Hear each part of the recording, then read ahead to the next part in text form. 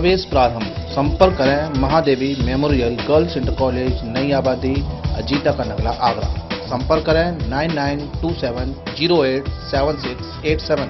देखिए, विश्व की सबसे बड़ी त्रासदी से हम लोग गुजर रहे हैं, लेकिन जब भी कभी ऐसी त्रासदियां आती हैं, हमें देखना होता है कि उसमें से हम कहाँ अपने आप को खड़ा कर पाते हैं और उन अपॉर्चुनिटीज, जो आने वाली अपॉर्चुनिटीज हैं, उनको किस तरह से हम भारत के लिए एक अपॉर्चुनिटी के रूप में बदल पाते हैं। हर एक बार समय पर चैलेंजेस रहे हैं, लेकिन चैलेंजेस से निकल करके उसको बदल करके अपॉर्चुनिटी बनाना, यही एक सबसे बड़ी उपलब्धि मुझे लगता है कि इस त्रासदी की रहने वाली है।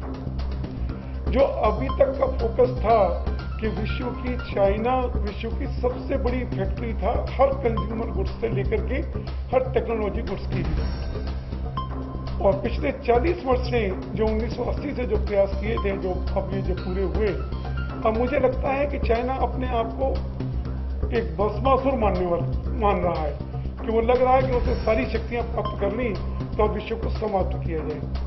लेकिन अब आने वाले समय में भारत निश्चित रूप से एक विश्व की कंज्यूमर गुड फैक्ट्री बनने जा रहा है, और आगरा चूंकि जूते का सबसे बड़ा क्लस्टर है विश्व का, उत्तर भारत का सबसे बड़ा क्लस्टर है, और निश्चित रूप से हम सब मिलकर के आगरा की जो फुटवियर इंडस्ट्री, इसको अपॉर्चुनिटीज में बदलने जा रही है। और एक जर्मन कंपनी अभी मिली है जिन्होंने पूरा प्रोडक्शन आगरा में स्थापित करने का वचन किया है। ऐसी बहुत सारी कंपनियां, हम लोग सभी Agra footwear manufacture exporters chamber के माध्यम से हम लोग प्रयासरत हैं, टच में हैं कि उनको यहाँ कैसे आकर्षित किया जा सके, कैसे उनके साथ में जॉइंट वेंचर हो, किस तरह से आगरा को एक नई अपॉर्चुनिटी मिले। एक आगरा जो अब तक देश का बड़ा क्लस्टर है जूते का, वो विश्व का क्लस्टर कैसे बने, और ज्यादा से ज्यादा जॉब। अभी तक 4 लाख आगरा की जनता जो है किसी न किसी तरह से जूता उद्योग से जुड़ी है। लगभग पूरा आगरा इससे कैसे जुड़े, इसके प्रयास निरंतर जारी है, और हमें विश्वास है कि निश्चित रूप से आगरा का फुटवियर उद्योग अपने आप को विश्व में स्थापित किए हैं और किए रहे। कि ऐसा नहीं है, जूता उद्योग में हम मुश्किल से 10% से भी कम आयात करते थे। 90% हमारे इंडियन ही प्रयोग होते थे, सब भारतीय कंपोनेंट ही प्रयोग होते थे, मात्र 10% से अधिक नहीं होते थे। और उस 10% को भी निश्चित रूप से हम भारत में बनाएंगे, आगरा में बनाएंगे, और किसी तरह से आत्मनिर्भर होने की जरूरत नहीं है। जूते में कोई ऐसी बड़ी टेक्नोलॉजी नहीं है कि जिसको न किया जा सके। सिर्फ सरकार को चाहिए कि फुटवियर पर एक अलग से फोकस करे, एक make in India development authority हो, एक प्लग एंड प्लेस फैक्ट्रीज हो, और जितना सिंथेटिक मटेरियल्स जो अब तक यहाँ नहीं बनता है, उनकी टेक्नोलॉजी पर सरकार जोर दे। और अभी तक जितने भी आयात होते हैं जिसको हम वैल्यू एडेड में कन्वर्ट कर सकते हैं, वो आयात ड्यूटी बिना ड्यूटी के हो, वो ड्यूटी फ्री इंपोर्ट होंगे। तो निश्चित रूप से कि हमें वैल्यू एडेड प्रोडक्ट बनाने में कहीं कोई दिक्कत नहीं है।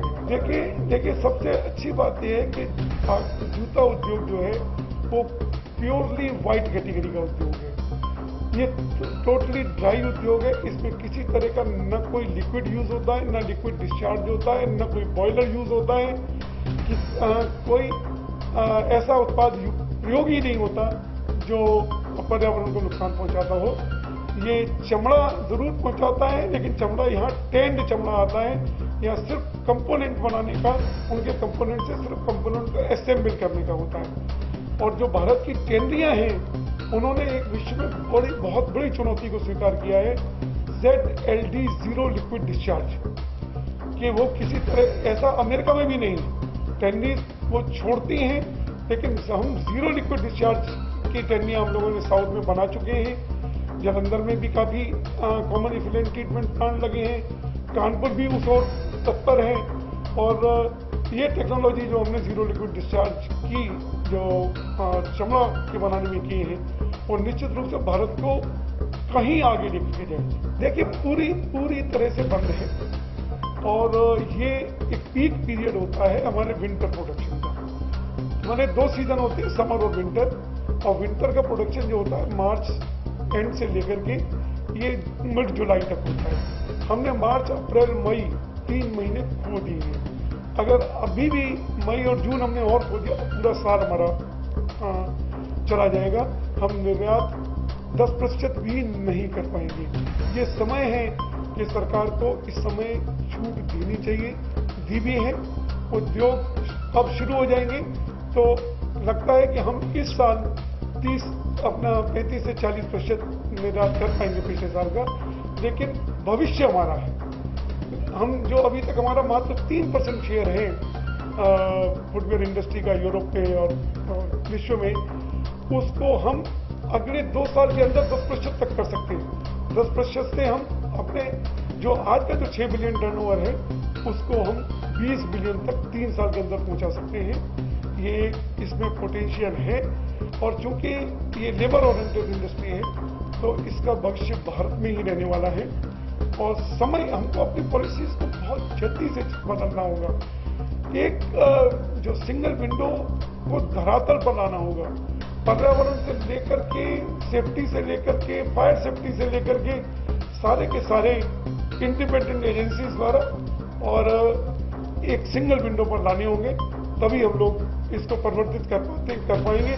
नहीं तो ये वियतनाम, ताइवान, इंडोनेशिया, बांग्लादेश और उन देशों में जा सकता है।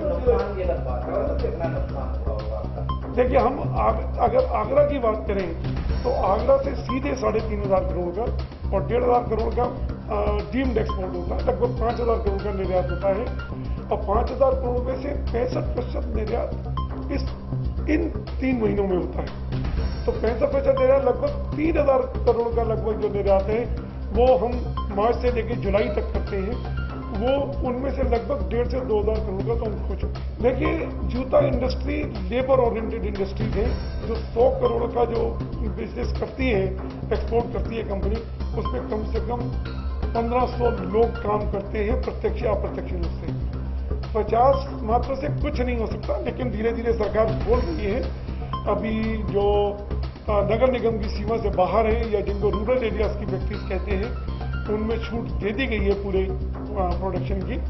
और समय आते हुए जैसे जैसे आगरा में कंटेनमेंट कम हो रहा है, अब मात्र 143 एक्टिव केस रह गए हैं, और जैसे धीरे धीरे कम हो रहे हैं, हमें उम्मीद है कि अगले हफ्ते तक नगर निगम की सीमा के अंदर की फैक्ट्रियां भी खुल जाएंगी और हम लोग पटरी पर आना शुरू करेंगे। देखिए, सरकार ने 20 लाख करोड़ के पैकेज में हर वर्ग को छूने का प्रयास किया है, लेकिन कहीं ना कहीं सरकार की पॉलिसी में ये कमी रही है कि आदमी को सीधे कुछ पॉकेट में नजर आता हो नहीं दिखता।